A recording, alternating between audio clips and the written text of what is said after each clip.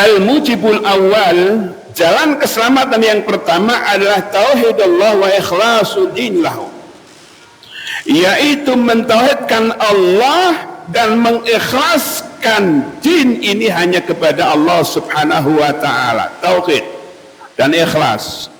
Ikhlas itu kalau dalam dalam Tazkiyatun Nafas, dalam kitab Tazkiyatun Nafas Ibnu Rajab, ikhlas itu menyembunyikan kebaikan kita sebagaimana kita menyembunyikan keburukan kita. Kira-kira menyembunyikan kebaikan dengan keburukan gampang mana? Kita gampang keburukannya. Nek kebaikan kira ditakoni ngomong dewe soan, ya. Loh, tadi saya mas di pasar itu ada orang rodon doyong, juk tak tulung, tak tuwoke bakso, sing jai ngomong kondo, sing takon sopo, gitu. Ya. Karena yang namanya kebaikan itu kadang-kadang tidak ditanya, ngomong sendiri ya, gitu ya. Assalamualaikum warahmatullahi wabarakatuh. Alhamdulillahilladzi an'amana bi ni'matil iman wal islam wa nusalli wa nusallim ala khairil anam sayyidina wa maulana Muhammad wa ala alihi wa ashabihi wa man tabi'ahum bi ihsan illa yaumiddin. Allahumma inna nas'aluka ilman nafi'an wa rizqan tayyiban wa amalan mutaqabbalan. Allahumma inna nas'aluka fi'lal khairat wa tarkal munkarat.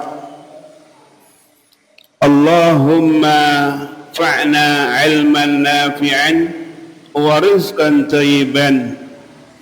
Allahumma anfa'na bima 'allamtana wa 'allimna ma yanfa'una wa zidna 'ilman. Alhamdulillah, senantiasa kita bersyukur kepada Allah subhanahu wa ta'ala.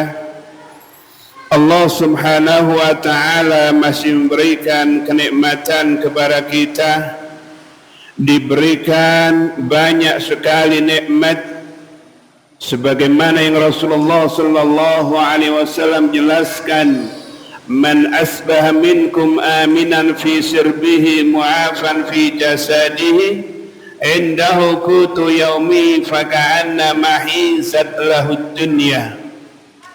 Sesiapa yang di pagi harinya bangun dalam kondisi aman dan diberikan tubuh yang sehat, indahu qutu yaumihi, dan ada makanan yang dimakan untuk hari itu.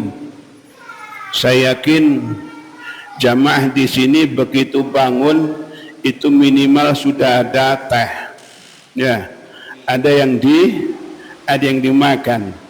Maka ketika kita bangun di pagi harinya di kondisinya aman, diberikan tubuh yang sehat, ada makan yang dimakan untuk hari itu saja, Rasul katakan faka'anna mahizat lahud dunya.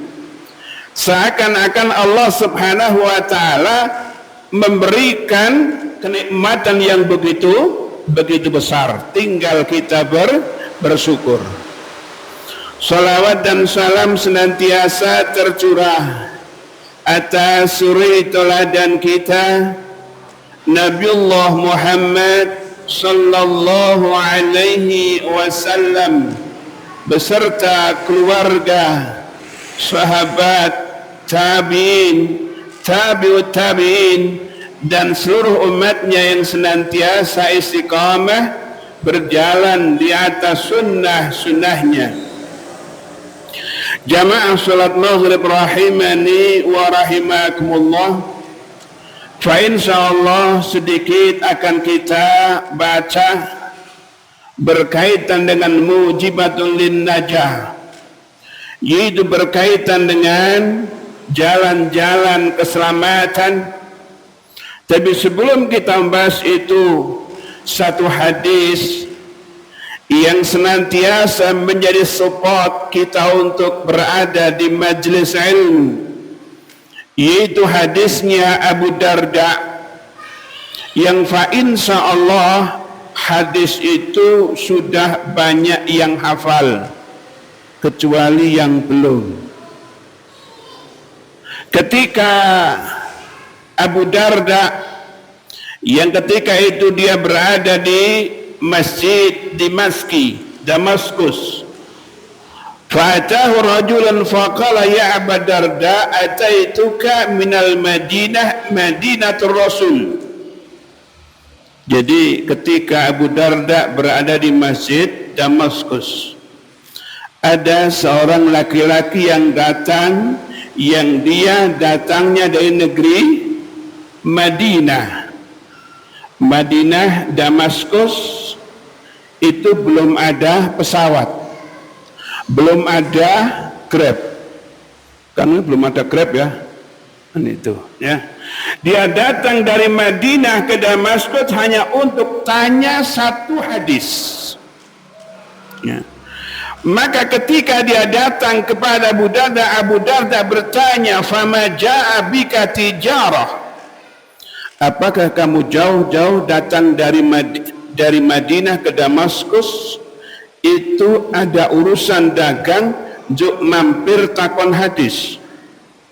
Ini kadangkala niat perlu diluruskan ya. Kamu datang dari Madinah Damaskus ini memang akan tanya hadis atau dodolan sinambi ngaji ya. Ini kira-kira biasanya kita niatnya dodol sambil ngaji atau ngaji sambil dodol. Nah, ini yang kadangkala perlu diluruskan ya. Maka di situ Abu Darda bertanya, "Fama ja'a bika tijarah?" Apakah engkau datang ke sini itu adalah dalam rangka dagang terus mampir? Dia mengatakan, "La, tidak. Saya datang dari Madinah ke sini hanya untuk tanya satu hadis." Maka ditanya Abu Darda, "Apakah juga engkau wala ja'a bika ghairahu?" Apakah ada niatan lain? Tidak.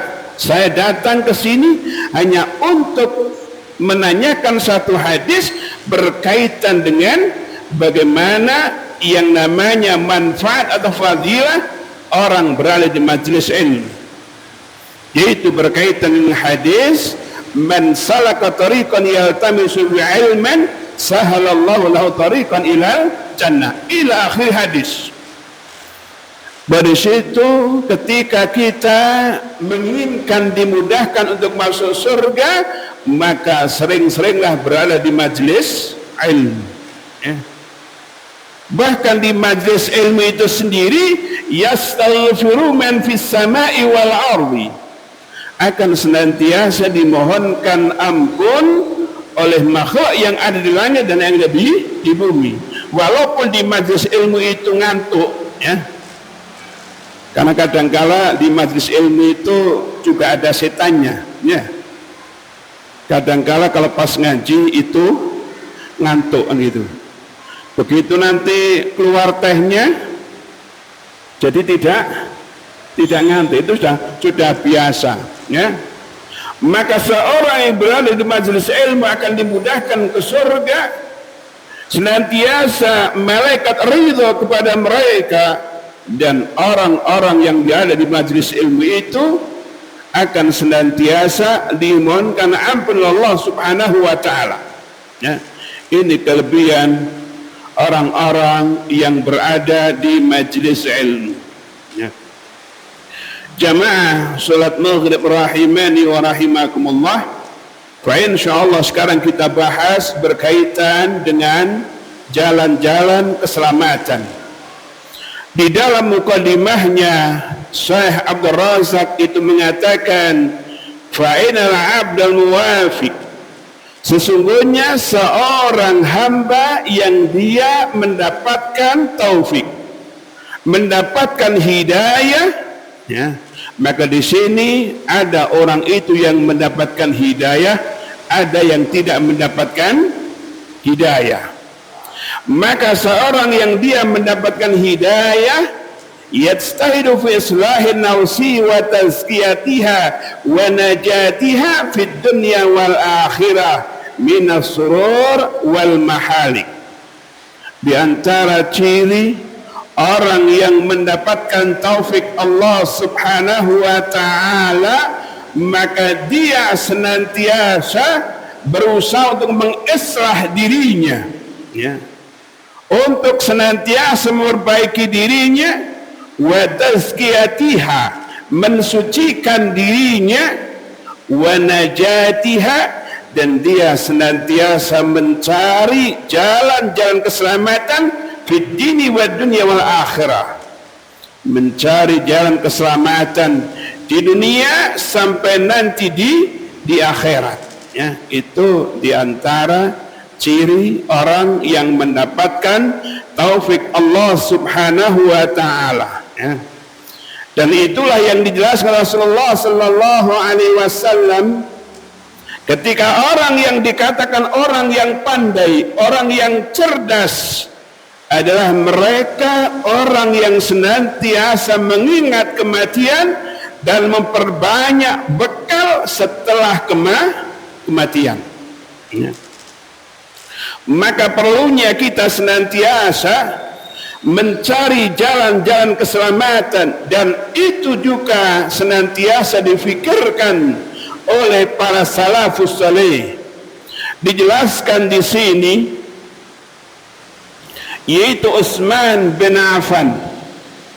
Utsman bin Affan itu mengatakan, "Bana ana jalisun fi dhillin utumi min al-atami marra ali Umar fasallama alayya falam ash'ur anhu marra wala salam." Utsman ini cerita, ketika saya sedang berada di bawah sebuah tembok, maka di situ lewat Umar ibn Khattab. Umar ibn Khattab itu salam, ya. Falam ash'ur anhu marra wala salam. Akan tapi ketika Umar ini salam lewat di sebelahnya Utsman, uluk salam, Utsman itu tidak ngapli karena saking seriusnya. Itu kira-kira kalau, ya, kalau terjadi pada diri kita, ya, kita itu biasa bertemu gatuk salam, ya, juk gitu loh, ya. Kita itu lewat biasa, teman yang biasa kita lewati itu uluk salam, kita uluk salam tidak disauri. Kira-kira kita husnudzon atau suudzon? Kira-kira, ya? Kita suudzonnya, ya. Nek kita itu potongannya oke-oke suudzon. Kita nek husnudzon ki arang-arang, gitu. Nah, ini pun juga terjadi pada zamannya Umar ibn Khattab. Dia lewat di tempatnya Utsman bin Affan, ya, maka dia uluk salam tidak disauri. Fantalaka Umar hatta dakhala ala Abi Bakrin faqala ma yu'jibuka anni marartu ala Utsman fasallamtu alaihi falam yarudda alaihi salam. Maka Umar ini datang ke tempatnya Abu Bakar As-Siddiq, karena ketika itu Abu Bakar As-Siddiq sebagai Amirul Mukminin, dia berkata kepada Abu Bakar, "Ma yujibuka anni marartu ala Utsman fasalamtu alaihi falam yarudda alaihi salam." Apa jan ranggumun ki gitu, ya. Ini basa Jawa juga tidak apa-apa toh? Oh, nggih, campuran nggih. Nah, nggih, campuran. Ya. Ya. Ma yujibuka, apa tidak mengherankan kamu ya Abu Bakar? Saya itu lewat di sebelahnya Utsman, saya salam, Utsman nyauri. Apa jan ranggumun ke tenan iki gitu. Ya. Maka ketika Abu Bakar dilapori seperti itu, maka dua orang ini datang kepada Utsman bin Affan hatta sallama alayya jami'an. Abu Bakar cross check, ya. Makanya perlunya kita kadang-kala perlunya kita itu untuk tabayun. Kalau kita mendengar berita itu jangan langsung diterima, ditabayunkan dulu, ya. Kenapa? Ketika tidak ditabayun, gek itu loh. Berita ini keliru. Itu diantara asbabun nuzul, yaitu surat Al-Hujurat, ya. Ya, jika kamu mendengar berita fatabayyanu, maka dicek dulu persis pangandikanipun jeung Nabi ketika Nabi itu mengatakan innal abda ma yatakallam bil kalimah fatabayyanu fiha yazilu biha finara ab'ad ma bainal masyriq wal maghrib. Sesungguhnya seorang hamba yatakallam, mengucapkan bil kalimah, ya, kalimah itu dalam bahasa Arab sak kata, sak kecap. Seorang mengucapkan satu kecap, yang satu kecap itu fatabayanu, tidak pernah dia pikirkan, yang penting ngomong. Maka dengan satu kecap itu ya zilu biha finar, itu bisa menggelincirkan dia ke dalam api neraka. Sak kecap. Kita kira-kira sehari berapa kecap? Berapa kecap? Berapa kecap? Kira-kira. Kon berkecap kecap yang kadang-kala itu tidak kita pikirkan, ternyata itu tidak difikirkan, itu bermasalah di hadapan Allah Subhanahu wa taala. Ya.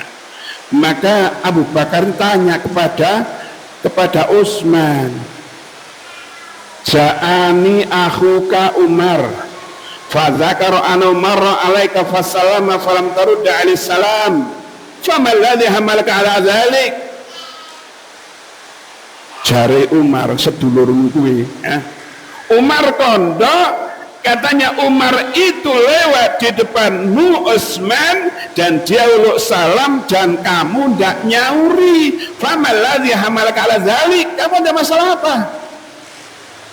Kok kita gak serius banget lho, ya? Ngasek sedulurmu lanang ki lewat salam kok ora sauri. Kowe ndek masalah apa? Gitu loh. Fakultu, maka Utsman menjawab, wallahi ma sa'artu annaka mararta bi wala salamta. Yakin demi Allah, nyong jan ya ora muni nyong ya sana mana itu, ya.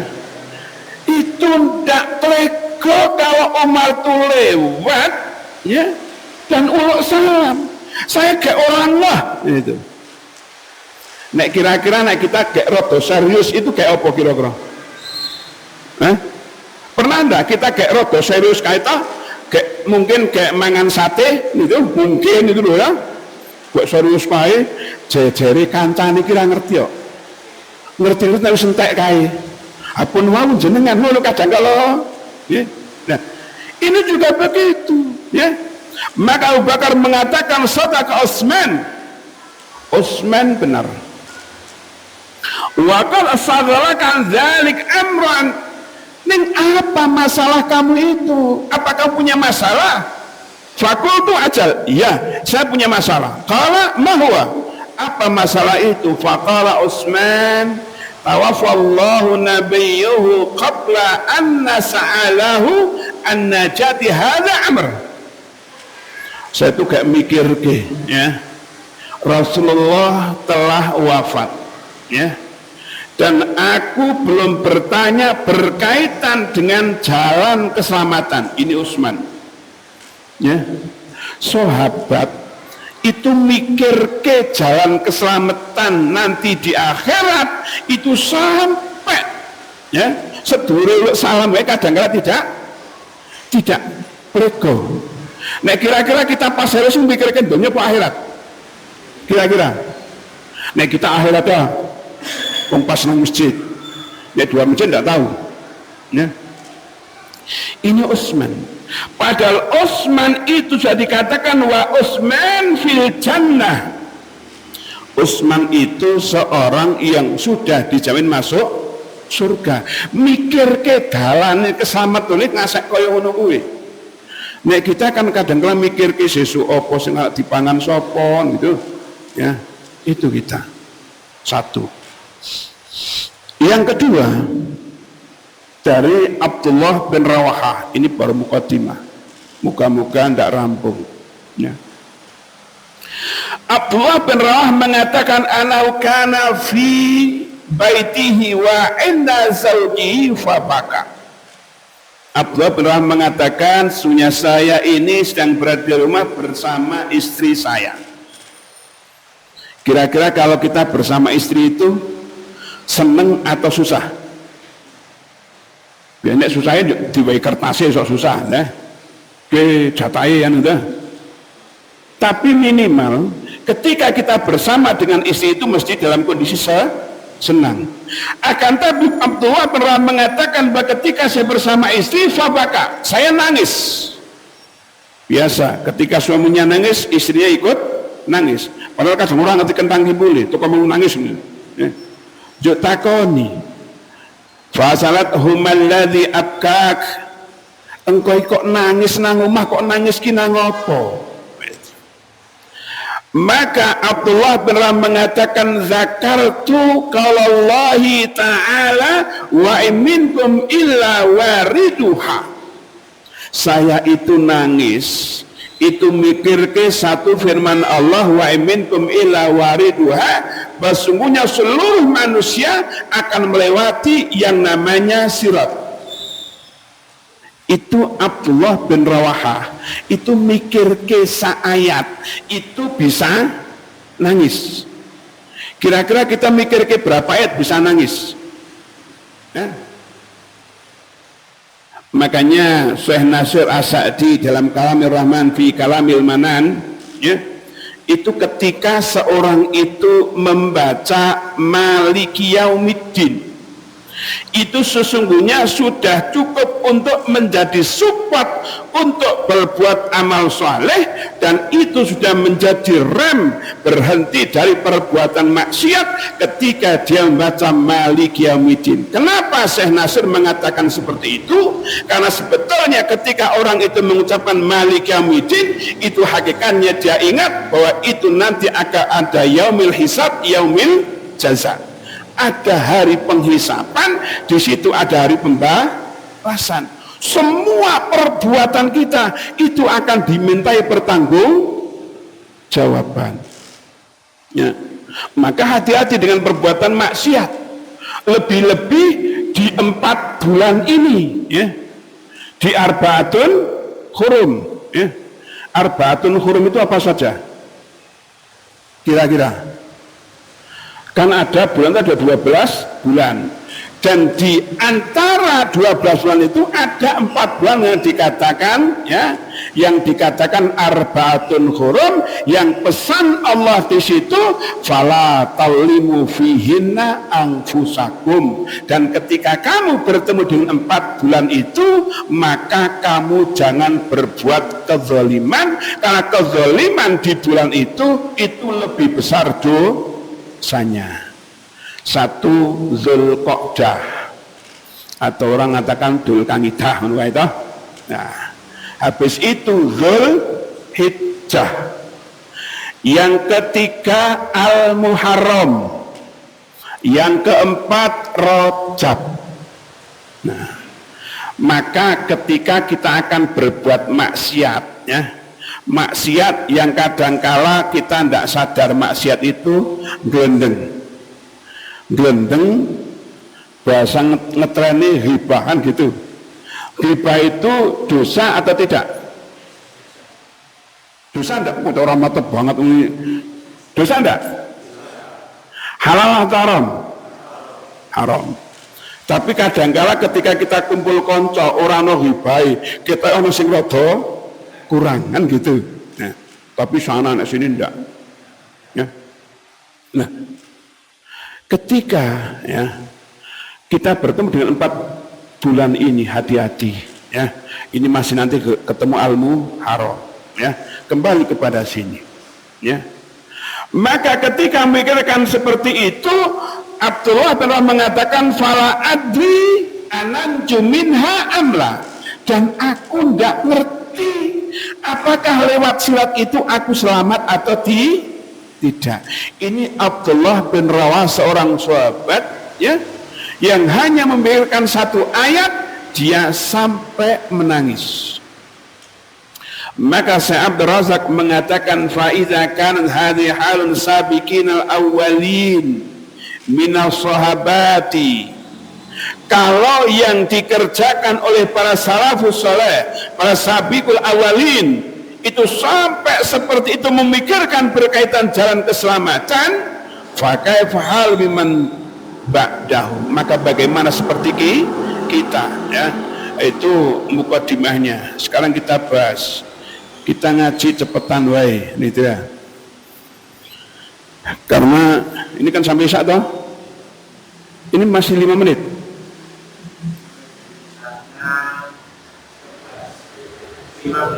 15 menit lagi, ya, dicepat ya. Nah, tapi tidak mungkin selesai karena ada 10. Kita bahas satu saja, ya. Al-mujibul awal, jalan keselamatan yang pertama adalah tauhidullah wa ikhlasul din lahu, yaitu mentauhidkan Allah dan mengikhlaskan din ini hanya kepada Allah Subhanahu wa taala. Tauhid dan ikhlas. Ikhlas itu kalau dalam apa? Dalam Tazkiyatun Nafas, dalam kitab Tazkiyatun Nafas Ibnu Rajab, ikhlas itu menyembunyikan kebaikan kita sebagaimana kita menyembunyikan keburukan kita. Kira-kira menyembunyikan kebaikan dengan keburukan gampang mana? Kita gampang keburukannya. Nek kebaikan ora ditakoni ngomong dhewe soan, ya. Lu tadi saya mas di pasar itu ada orang rodon doyong, juk tak tulung. Tak tuwoke bakso, sing jai ngomong kondo, sing takon sopo, gitu. Ya. Karena yang namanya kebaikan itu kadang-kala tidak ditanya, ngomong sendiri ya, gitu ya. Kadang-kala orang pengajian kuliah subuh teklak tekluk kok bu, kok dengaran bu teklak tekluk enggak, oh dalu sing sholat dalu kesuwen gitu loh. Lu kadang-kala emang perbuatan baik itu sulit untuk dilupakan, untuk tidak Nah, maka ketika kita ya menginginkan kita itu senantiasa ikhlas, maka kita harus ingat satu firman Allah Subhanahu wa taala itu dalam surat Al-Baqarah itu, ya. Dalam surat Al-Baqarah Allah mengingatkan kita, ya ayyuhalladzina amanu la tubtilu shadaqatikum bil mani wal adha. Wahai orang yang ngaku iman, la tubtilu shadaqatikum bil mani wal adha. Jangan kau rusak amal-amal perbuatan kamu dengan apa? Bil mani wal adha. Disebut-sebut yuk diungkit ya. Oke, nyumbang batu siji nyebut-nyebut wah kaya jenengan tak tuwi aku jame mati tenan kae. Oke. Jam siji batu jam siji diungkit-ungkit kadang kala. Lapor panitia, diumumke nek niki sing tumbas batu jam kula kadang kala ngono kuwi. Jeng mriku mboten. Ya. Maka perlunya di situ kita untuk mentauhidkan Allah Subhanahu wa taala, mengikhlaskan ibadah itu hanya kepada Allah Subhanahu wa taala. Dan di antara keselamatan kaitannya tauhid itu ada 2. Fa asasun najati wal falah yaumal qiyamah tauhidullah. Wa hadhihi najatul hasilata bit tauhid ala nau'in. Ada 2 keselamatan berkaitan dengan tauhid. Al-awwal najatun min dukhulin nar, yaitu dia diberikan keselamatan sehingga dia tidak icep neraka. Dia masuk surga langsung VVIP, ya, langsung bila hisab bila azab. Dan kita bermohon kepada Allah semoga kita termasuk orang-orang yang masuk surga tanpa hisab tanpa azab. Allahumma amin. Ya. Memang nanti di dalam Fathul Majid Rasul itu menjelaskan ada 70.000 umat Muhammad yang masuk surga tanpa hisab tanpa azab, ya. Loh kita katut enggak? Insya Allah kalau memenuhi syarat katut, tapi kalau enggak ya enggak katut kan gitu, ya. Di antara yang nanti akan masuk surga tanpa hisab tanpa azab, cirinya 1, humul ladzina la yastarkun, orang yang tidak pernah minta di ru'yah. Ru'yah boleh,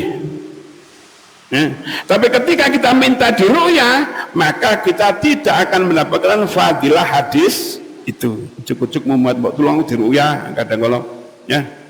Kita itu sudah disuruh oleh Rasul untuk ru'yah diri kita sendiri, minimal ketika kita akan tidur atau habis sholat. Ketika kita akan tidur ya, itu kita wudhu sebagaimana wudhu akan sholat. Habis itu kita berbaring ya, berbaring. Habis berbaring kita membaca ayat kursi sekali. Habis itu membaca trikul. Tahu trikul ya? Ya. Tapi ketika kita membaca trikul itu, ini satukan dulu tangan ini.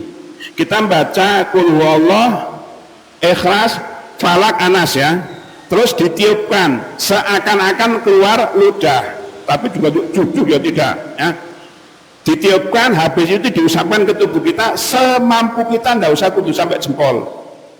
Sekali, 2 kali, baca lagi Ikhlas, Falak, Anas, tiupkan lagi, usapkan lagi sampai 3 kali. Baru setelah itu kita baca Bismika Allahumma amutu wahya atau sebaliknya. Makanya kalau tidur jangan pelit-pelit, kuwi langsung diwaca gitu ya. Bismika Allahumma amutu wahya jebret ndak ya. Itu fa insyaallah kalau itu berbarengan dengan datangnya malaikat maut, maka di situ mati dalam kondisi nul khatimah, dan insyaallah Allah menjaga dari gangguan setan ya. Nah, tidak minta diruah. Yang kedua, wala yaktawun, tidak minta pengobatan dengan kai. Kai itu pengobatan dengan besi panas. Kalau sekarang sudah tidak ada. Dulu zaman Nabi ada, ketika itu kaki diputus terus dicos dengan besi panas. Nabi membolehkan, tapi Nabi tidak suka. Wala yatatoyarun, dan tidak pernah bertatoyur. Tatoyur itu toyrun, berburu ruyah.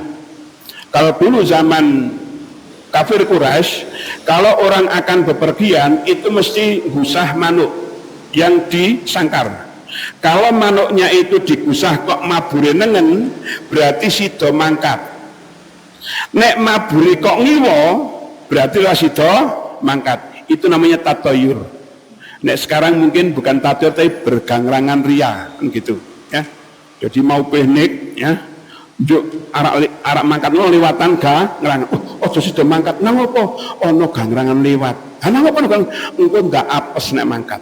Itu namanya tatoyur ya. Atau kalau di tempat saya masih ada, itu kalau ada di atas ada burung piak, ngetos burung piak ya, ya itu langsung digusah. Oh nang kene seh nom-nom kabeh gitu, digusah. Katanya burung piak itu gondol nyowo, padahal burung piak itu memang gondol nyowo. Ini hanya wanita manuk piak itu tidak ada untuk manusia yang singarak mati itu. Nah itu masih menjadi mitos. Orang kadang-kadang bepergian kelewatan jenazah, kadang-kadang tidak jadi berangkat pulang, kena mangkat jadi apes. Ini namanya tatoyur ya. Yang keempat, wa ala rabbihim yatawakkalun, dan dia hanya bertawakal kepada Allah Subhanahu wa taala ya. Nah, tawakal ini yang kadang-kala perlu pembahasan secara detail, karena kadang-kala kita itu ya, tawakal kita itu masih kurang ya. Coba kita berangkat ke Jogja, tidak bawa HP, tidak bawa ATM, tidak bawa duit, pulang atau teruskan jalan? Kira-kira ya, jenengan ke Jogja ya, di Muntilan, kelingan tidak bawa HP, tidak bawa ATM, tidak bawa duit, terus jalan atau pulang? Berarti tawakal kita kurang kepada Allah Subhanahu wa taala. Karena Allah katakan di akhir surat Luqman, apa yang akan terjadi sedetik kemudian itu hanya Allah ya. Itu maka kadang-kadang perlu kita tawakalnya kita perbarui ya. Itu yang pertama. Yang kedua, walsani najatun minal khuludi finnar. Yang kedua, dengan tauhid itu akan diselamatkan sehingga dia tidak kekal di neraka ya. Maka nanti akan ada orang yang paling akhir masuk surga. Nek kira-kira paling akhir masuk surga mampir kemana? Kan tidak mungkin mampir ke Ar-Rahmah kan? Berarti dia masuk ke neraka dulu, dicuci dulu ya. Maka seorang yang punya iman hatta seberat biji zarah, maka dia tetap akan masuk surga. Ning kapane itu hak prerogatif Allah. Maka tidak ada kok orang Islam, orang beriman kok kekal di neraka, itu tidak ada. Kalau orang kafir kekal di neraka.